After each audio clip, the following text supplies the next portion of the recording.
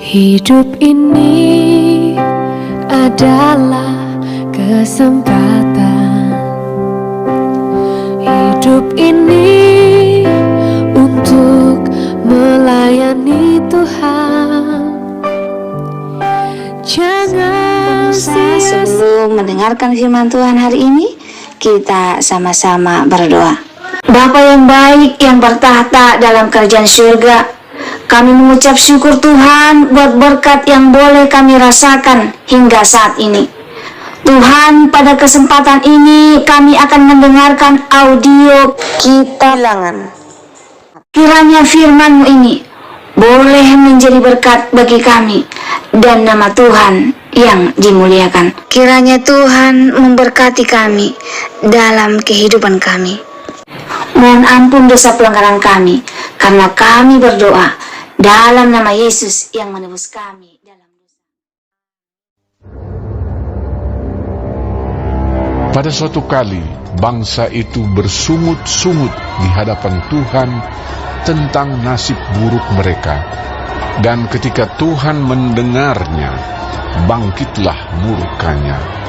Kemudian menyalalah api Tuhan di antara mereka dan merajalela di tepi tempat perkemahan.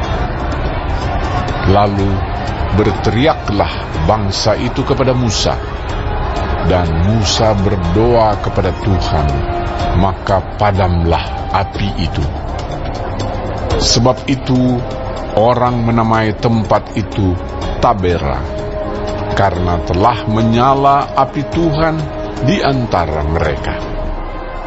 Orang-orang bajingan yang ada di antara mereka kemasukan nafsu rakus, dan orang Israel pun menangislah pula serta berkata, "Siapakah yang akan memberi kita makan daging? Kita teringat kepada ikan yang kita makan di Mesir dengan tidak bayar apa-apa, kepada mentimu dan semangka, bawang pre, bawang merah dan bawang putih. Tetapi sekarang kita kurus kering, tidak ada sesuatu apapun, kecuali mana ini saja yang kita lihat." Adapun mana itu seperti ketumbar dan kelihatannya seperti damar bedolah. Bangsa itu berlari kian kemari untuk memungutnya, lalu menggilingnya dengan batu kilangan atau menumbuknya dalam lumpang. Mereka memasaknya dalam periuk dan membuatnya menjadi roti bundar. Rasanya seperti rasa panganan yang digoreng. Dan apabila embun turun di tempat perkemahan pada waktu malam, maka turunlah juga mana di situ. Ketika Musa mendengar bangsa itu, yaitu orang-orang dari setiap kaum, menangis di depan pintu kemahnya, bangkitlah murka Tuhan dengan sangat, dan hal itu dipandang jahat oleh Musa. Lalu berkatalah Musa kepada Tuhan, "Mengapa kau perlakukan hamba-Mu ini dengan buruk, dan mengapa aku tidak mendapat kasih karunia di mata-Mu, sehingga Engkau membebankan kepadaku tanggung jawab atas seluruh bangsa ini? Akukah yang mengandung seluruh bangsa ini, atau akukah yang melahirkannya? Sehingga Engkau berkata kepadaku, pangkulah dia seperti pak pengasuh memangku anak yang menyusu. Berjalan ke tanah yang Kau janjikan dengan bersumpah kepada nenek moyangnya. Dari manakah aku mengambil daging untuk diberikan kepada seluruh bangsa ini? Sebab mereka menangis kepadaku dengan berkata, berilah kami daging untuk dimakan. Aku seorang diri tidak dapat memikul tanggung jawab atas seluruh bangsa ini, sebab terlalu berat bagiku. Jika Engkau berlaku demikian kepadaku, sebaiknya Engkau membunuh aku saja. Jika aku mendapat kasih karunia di mata-Mu, supaya aku tidak harus melihat celakaku." Lalu berfirmanlah Tuhan kepada Musa, Kumpulkanlah di hadapanku dari antara para tua-tua Israel 70 orang, yang kau ketahui menjadi tua-tua bangsa dan pengatur pasukannya. Kemudian bawalah mereka ke kemah pertemuan, supaya mereka berdiri di sana bersama-sama dengan engkau. Maka aku akan turun dan berbicara dengan engkau di sana. Lalu sebagian dari roh yang hinggap padamu itu akan kuambil dan kutaruh atas mereka. Maka mereka bersama-sama dengan engkau akan memikul tanggung jawab atas bangsa itu.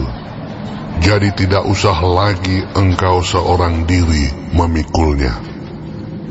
Tetapi kepada bangsa itu haruslah kau katakan, kuduskanlah dirimu untuk besok, maka kamu akan makan daging. Sebab kamu telah menangis di hadapan Tuhan dengan berkata, siapakah yang akan memberi kami makan daging? Begitu baik keadaan kita di Mesir, bukan? Tuhan akan memberi kamu daging untuk dimakan. Bukan hanya 1 hari kamu akan memakannya, bukan 2 hari, bukan 5 hari, bukan 10 hari, bukan 20 hari, tetapi genap sebulan lamanya, sampai keluar dari dalam hidungmu, dan sampai kamu muak, karena kamu telah menolak Tuhan yang ada di tengah-tengah kamu, dan menangis di hadapannya dengan berkata, untuk apakah kita keluar dari Mesir? tetapi kata Musa, Bangsa yang ada bersama aku ini berjumlah 600.000 orang berjalan kaki. Namun kau berfirman, daging akan kuberikan kepada mereka, dan genap sebulan lamanya mereka akan memakannya. Dapatkah sekian banyak kambing domba dan lembu sapi disembelih bagi mereka, sehingga mereka mendapat cukup? Atau dapatkah ditangkap segala ikan di laut bagi mereka, sehingga mereka mendapat cukup? tetapi Tuhan menjawab Musa, Masakan kuasa Tuhan akan kurang untuk melakukan itu? Sekarang engkau akan melihat apakah firmanku terjadi kepadamu atau tidak. Setelah Musa datang keluar, disampaikannya firman Tuhan itu kepada bangsa itu. Ia mengumpulkan 70 orang dari para tua-tua bangsa itu dan menyuruh mereka berdiri di sekeliling kemah. Lalu turunlah Tuhan dalam awan dan berbicara kepada Musa. Kemudian diambilnya sebagian dari roh yang hinggap padanya dan ditaruhnya atas ke-70 tua-tua itu. Ketika roh itu hinggap pada mereka, kepenuhanlah mereka seperti nabi, tetapi sesudah itu tidak lagi. Masih ada 2 orang tinggal di tempat perkemahan. Yang seorang bernama Eldad, yang lain bernama Medad.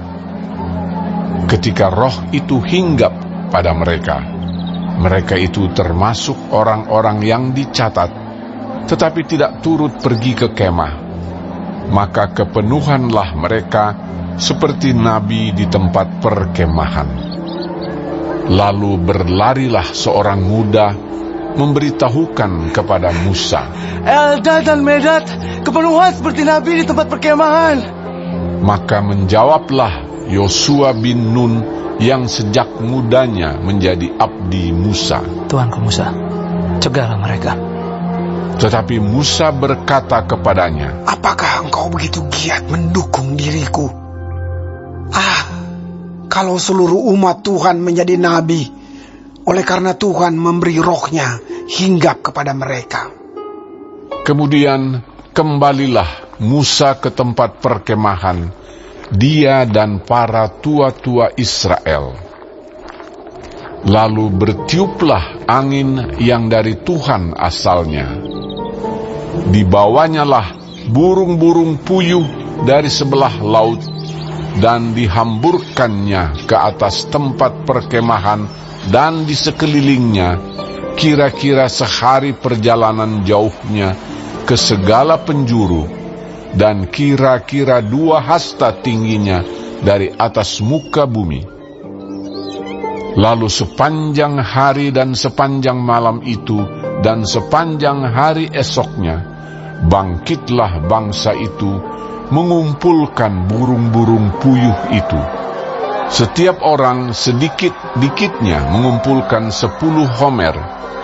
Kemudian mereka menyebarkannya lebar-lebar sekeliling tempat perkemahan. Selagi daging itu ada di mulut mereka, sebelum dikunyah, maka bangkitlah murka Tuhan terhadap bangsa itu, dan Tuhan memukul bangsa itu dengan suatu tulah yang sangat besar. Sebab itu dinamailah tempat itu Kibrot Ta'awa, karena di sanalah dikuburkan orang-orang yang bernafsu rakus. Dari Kibrot Ta'awa berangkatlah bangsa itu ke Hazerot, dan mereka tinggal di situ. Baik, sebelum mengakhiri firman Tuhan hari ini, kita sama-sama berdoa. Bapa kami yang di surga, dikuduskanlah nama-Mu. Datanglah kerajaan-Mu. Jadilah kehendak-Mu di bumi seperti di sorga. Berikanlah kami pada hari ini makanan kami yang secukupnya, dan ampunilah kami akan kesalahan kami, seperti kami juga mengampuni orang yang bersalah kepada kami. Dan janganlah membawa kami ke dalam pencobaan, tetapi lepaskanlah kami daripada yang jahat, karena Engkaulah yang empunya kerajaan dan kuasa dan kemuliaan sampai selama-lamanya. Amin. Terima kasih pemirsa telah mendengarkan firman Tuhan hari ini. Sampai ketemu besok hari. Terima kasih. Tuhan